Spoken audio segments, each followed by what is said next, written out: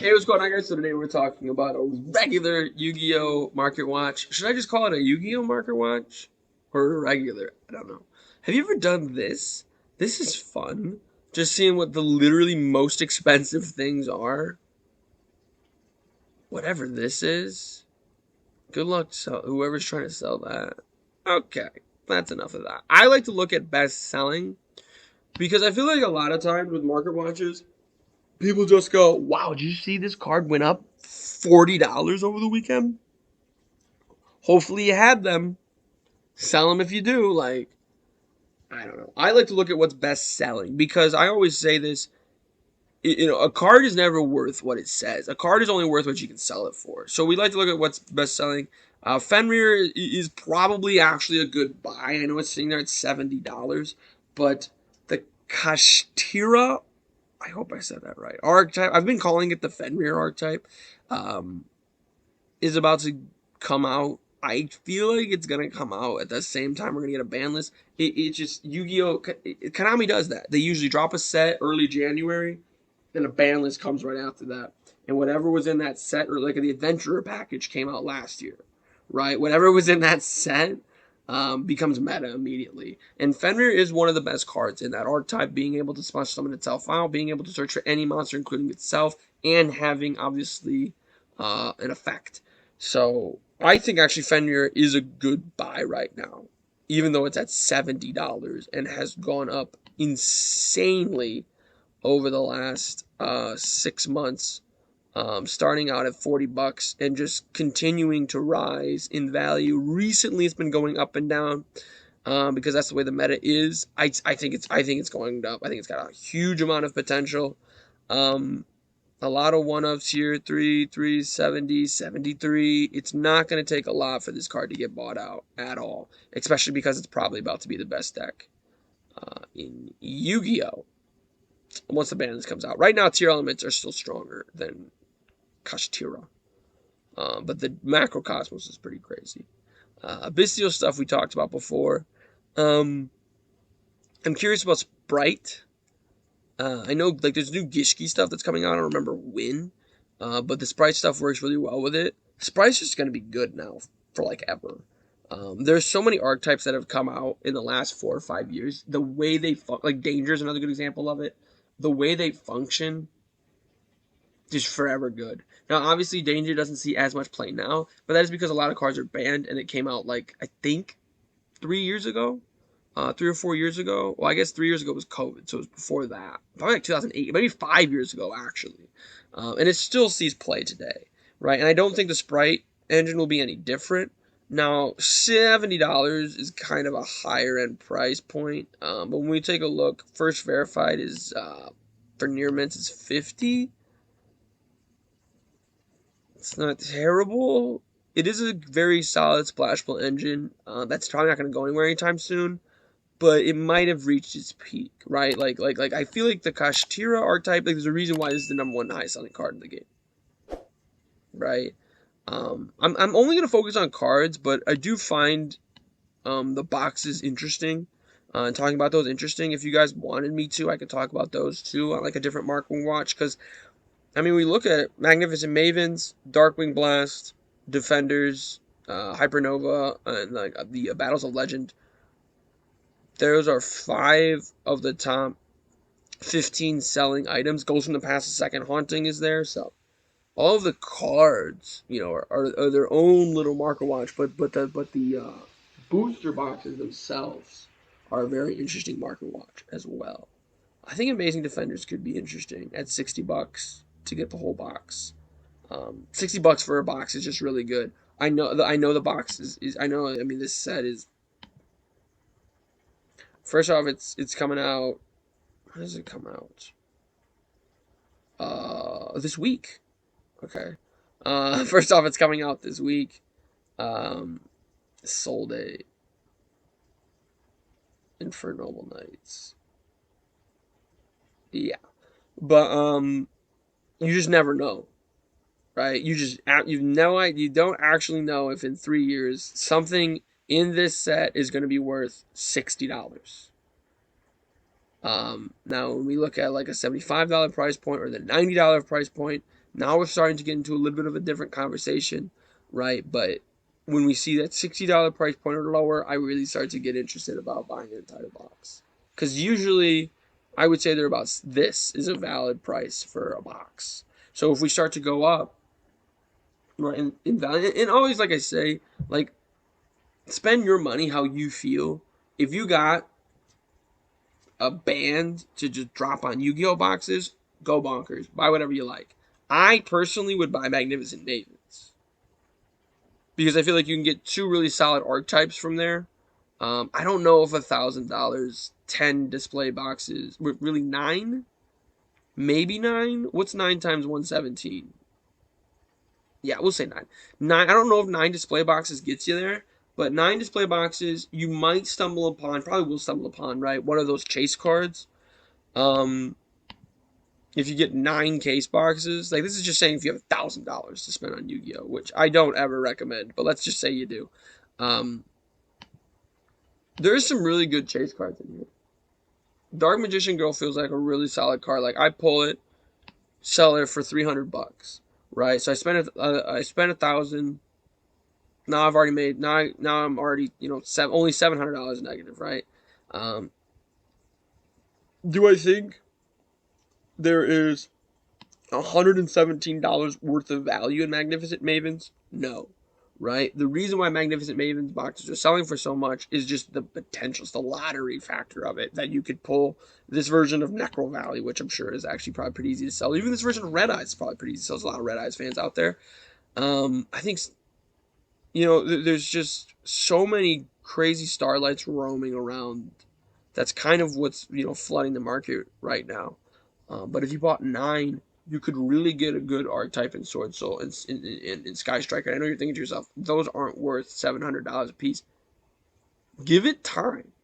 Sky Striker feels like once, like every year and a half, it just pops up and it's really good, right? I feel like the same is gonna be the case for Sword Soul. Um, the Adventure package is still solid. I don't want to talk about that though. I don't. It's not like I don't like it from like obviously as an engine it's fantastic. I don't like facing it. That's why I don't like it. This is insane to me.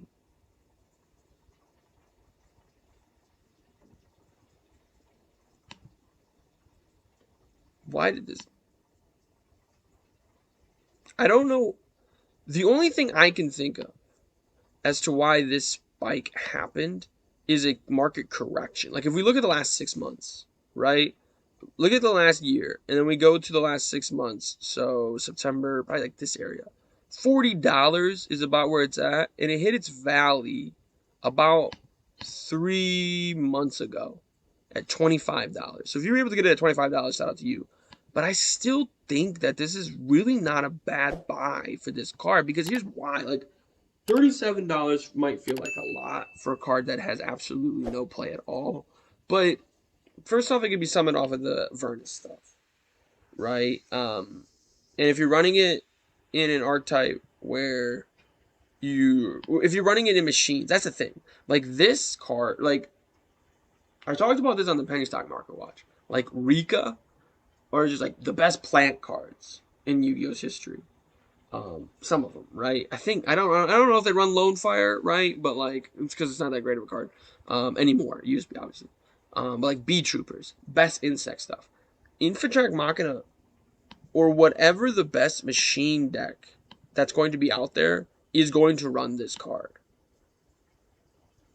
Like ABC can run this card. Like, because, yeah, it's not amazing right now at this exact moment. But if this card never gets a reprint, or even if it does, I could definitely see this card going super high up in value. Right now it's sitting at about $40.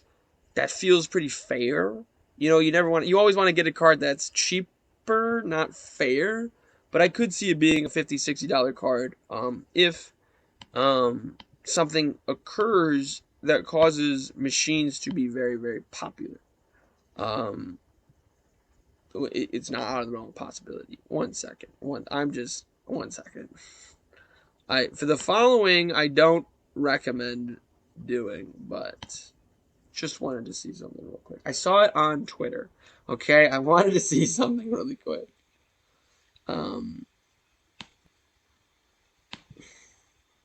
These used to be $345. This is what's crazy to me about some of the Starlight Rares. These used to be $345, and if you would have bought them then, you would have profited at least $200. Like, let's say you throw it up on the market for $545. It'll sell. It'll probably sell within an hour. This is a full set. This isn't really how you do this, but 2K. What does eBay say? Let's check eBay. Maybe eBay says otherwise. Granted, eBay owns TCG Player, but Exodia Starlight feels like Death Lotus. If you know, you know. It feels like Death Lotus. Wow. I mean, okay. I just want to see the other pieces cost. No way. By the way, no way would I buy this. If someone's showing a picture to me of it, like, I understand that they have to take it out of the pack and put it in the sleeve, but if they're showing it to me like this, no, I'm not. No. No. If you're selling this to me, you're selling it to me like this. I'm not dropping 200. Potentially, this is a best offer. I'm not dropping $220 on this card for it to just be crumpled because it was in your hand. I'm looking for other pieces. It seems like. All right, we're gonna have to dive a little deeper. It seems like the pieces are cheaper. Let's just go. It's crazy. There's no way that's the best-selling card. There's no way it goes the box, the head, access code talker. There's no way. We've talked about access code talker before. I don't recommend the Starlight Rare, but you can if you want to. You go. You do. You spend how your money however you feel you want to. Look at that. There's the pieces though. What's missing? Left leg? Really? People don't like the left leg. What did the left leg do to you? All right, but I just think it's funny. I was gonna say that about whatever. It makes sense though that the head, because it's the only effect monster. It makes sense that the head is the, and it's also like where the picture of Exodia is. So I think historically speaking, with Exodia, the head has always been the most expensive, because Exodia has been around forever. First cards on the Forbidden Unlimited list were one copy. You can only run one copy of Exodia, and that has been that way forever.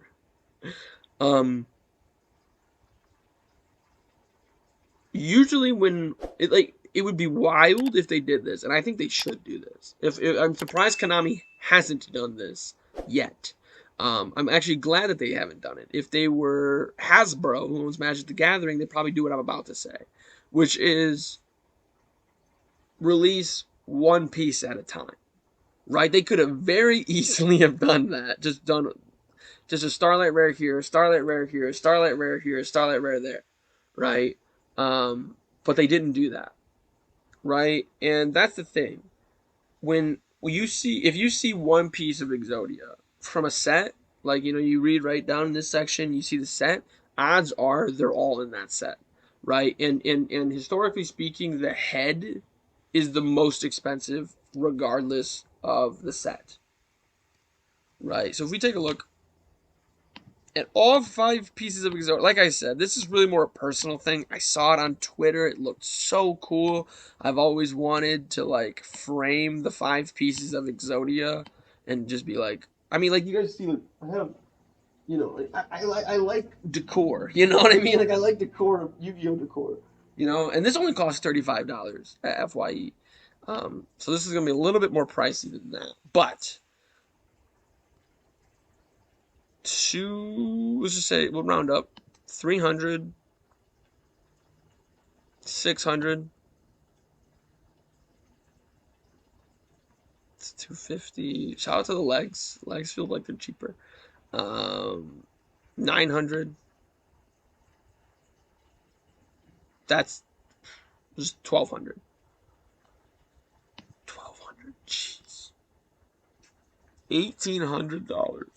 So if you got $2,000, you can check the link in the description down below. I believe my Cash App is in there. I don't even know if Cash App would allow you to send $2,000. What is the max on Cash App? I don't know. I think my PayPal might be in there, which I should change that if that's the case. Please do. By the way, please do not send me $2,000. I think a better idea, though, truly, I truly actually mean this, in all seriousness, would be to spend $600 or maybe like, let me do this. Let's just do this. Let's do, well, 61 times 10 is 610. So spending $625 on 10 boosters of the box, just in hopes of pulling one of the Starlight Rares. Of the five pieces, it is the most expensive. Shout out to Access Code Talker hanging out with the five pieces of Exodia, excuse me. But if we look at this set in general, past the Starlights, the value is doo doo. Access Code Talker is good. Selene is good. F-Zero is good. But I believe, at least for right now, no, it's more expensive. Shout out to that. I didn't realize. I was about to say, it looks like the cheapest version of all of these cards are from here. But that wasn't the case for Selene. I wonder if that's the case for F-Zero. It's not the case for F-Zero either. So that's cool. Like, I don't think, unless you pull one of the pieces or Access Code Talker, there is $600 worth of value in 10 boxes.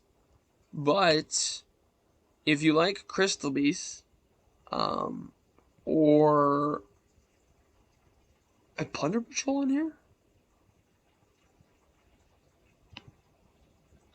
Frightfur? I saw some Frightfur stuff. What is going on with this? Some Blackwing cards. What is this? What is the Valkyria? If you like that person, I wasn't really the biggest fan. I don't even remember the name of who ran this. What is this card? Oh, Queen's Knight stuff. And that's the thing. Like, this is a lot of legacy support. Like, Valkyrie's from the show, Crystal Beast is from the show, Blackwing is from the show, Jack's Knight, Queen's Knight's from the show. There's some other stuff like Doodle Beast, not from the show. Salomon Great Circle is in here. That's fun. I didn't know that. This is really not the move, is it? And like I said earlier, it's that lottery factor. Like, this is probably like a $40 set, if we're being honest. But because of that, what if you pull the head of Exodia? Right, that's why it's so expensive. You could spend $60 on a booster box, and you end up pulling one of these 6 cards, and you're just like, oh my gosh, lunch is on you. Very, very interesting. Thank you for going down this rabbit hole with me, everybody. As we circle back around, I did want to talk about just page 2 real quick. Just sporadically hit it because I just spent the last 5 minutes talking about the 5 pieces of Exodia. And either you were like really interested in that conversation because you were also considering getting the Starlights for Exodia, or you immediately tuned it out, or you just skipped ahead. I'm doing that. You start tapping the phone like, okay, come on. So if you skipped ahead, I'm watching you. I was trying to see on the off chance I caught somebody doing that, like they skip ahead and then boom, that's where they skip ahead to. I'm sorry, I'm wilding. Labyrinth stuff is interesting to me because right now the stun deck is Floowandereeze, or maybe Exosister, right? But when we look at Labyrinth,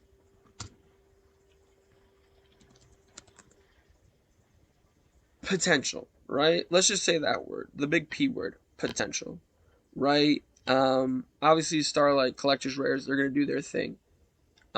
It's a relatively budget deck, and when I say relatively, I mean you're probably gonna look at $100 to $200 for it, and decks that are like Labyrinth, that are sitting on like the fringe of the water. It's like Jaws, you know, it just sparks out at you or flies out at you. I mean, only once it could get more archetype support too.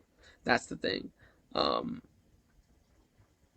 we already saw it. Darkwing Blast, Tactical Masters. Like we're already seeing it now. Now, if we look at Labyrinth stuff, I just don't know how to spell ever. Okay, Labyrinth deck in Yu-Gi-Oh. I mean, you can get a good amount of the cards for $8. This isn't the right stuff, though, right? It might be. No, it is. Yeah, it is.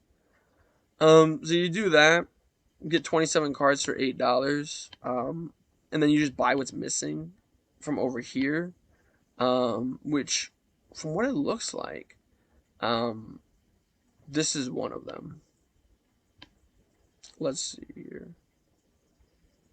It could be tricky. Trying to do this can be tricky because of the different printings. Because if we just went with the cheapest version possible, I think we could really make some headway. Because we got 1, 2, 3, 4, 5, 6, 7, 8, 9. So that's 27. Is that probably the cards too? The spell. I think it's this. It's this group. Is what's here. 2 spells, 3 traps, 4 monsters. 2 spells, 2 traps. Where's the other trap then?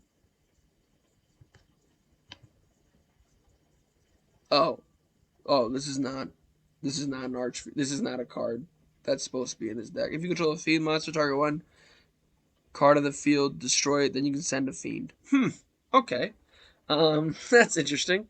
So really, you're only getting okay. And that, I mean, see that, and that's also too like why I really stress it a lot. Like if you are looking at eBay, I know that seems kind of tedious of going like from here. Okay, what's here? Okay, what's here? Okay, what's here? What's going back and forth like that. But I really stress that you do that because at first glance you go, okay, cool, I'm getting 27 Labyrinth cards, and then all of a sudden you pull this card, and you're like, wait, this isn't what I thought I was getting, right? But still, $8 for 24 cards. Not bad. Not bad at all.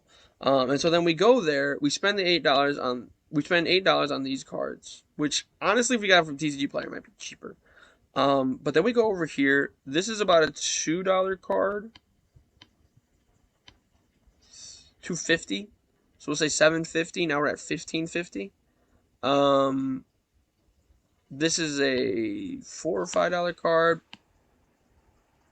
$4.50, right? So that's $9.50. Nope, that's $13.50. So 16, 19, $29. We're looking at about $29.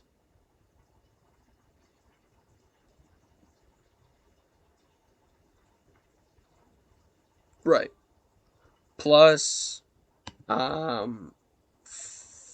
45, maybe a little bit more. $50 for a playset of this card. Well, not really. I'd say it's about $17, $17.50.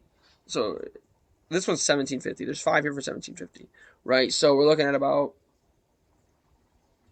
like $17.50 times 3 is a really weird math problem. 18 times, we'll just say 18. 18 times 3 is 36, right? Plus the 27 is 33, 63 plus 18 more because 18 times 18. 18 plus 18 is 36 plus 18.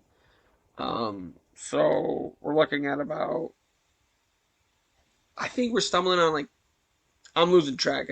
Hopefully you guys have a calculator. Hopefully you guys been keeping track. I believe we should be at $84. So we'll just say 90 in case my math was wrong. We'll just say 100 in case the math was wrong. Because really, if it is 100 for all of those cards and 90 for this, like I said, we're looking at about $200 for like a full power every single Labyrinth card deck, and that's assuming you go with this package, right? This $8 for the 24 cards, right? You could potentially save money there and potentially trade, right, to get you some Labyrinth cards. Now, the most expensive Labyrinth card is from Tactical Masters, right? And if we look at Tactical Masters as a set, the runic stuff is in there, but only about $40 for a booster is not terrible.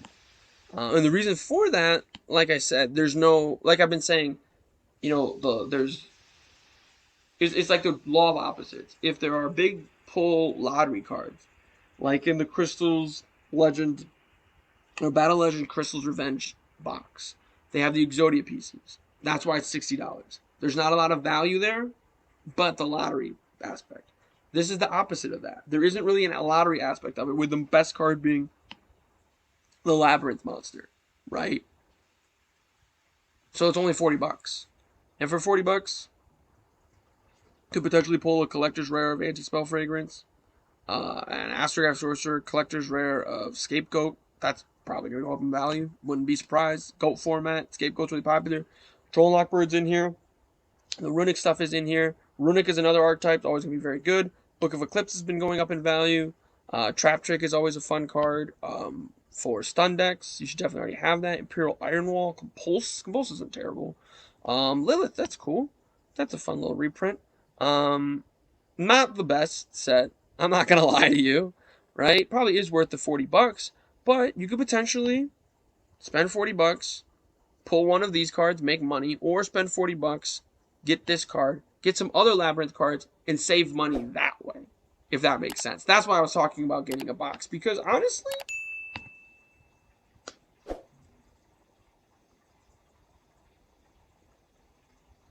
$36 for this one. Well, this is shipping too, so $46. It's not terrible, right? And if we look at just straight up decks, this is about Max Million Pegasus 2. I don't know if anybody's even selling one. I don't think anyone's selling one on eBay. So that's unfortunately for right now. If you want to build a Labyrinth deck, oh, here we go. This is a little better. I don't know though. This is $10, but this one comes with the monster. No, it doesn't. Nope. No, it does not. Nope. Don't get that. Don't get that. No offense to this person. Don't get that. This one is a little better, but it's missing the trap cards, which trap cards easy to get to. It also only had one spell, so that's a little annoying. For $120, one spell. Okay. This could be good. $175. But like we said, if you get it off a TCG player, it'd be a little bit cheaper. I think this kind of looks like the full core. And I think is too, like I said, this could very easily become the best stun deck around. As we take a look here, it does appear like all of them are there. And you do get Rivalry of the Warlords, Heavy Storm Duster, 2 D barriers, not terrible. Torrential's fine, B-Cop's cool. I went too far down. Not the worst. Not the best. Not the worst. For $175, you get a solid rogue stun deck that could potentially be slightly better than okay in a little bit. But let me know what you guys think. What cards are you most looking for? Let me know in the comments down below. Make sure you guys click that like button to show your support for the channel. Subscribe for even more content. But most importantly of all, have a good day.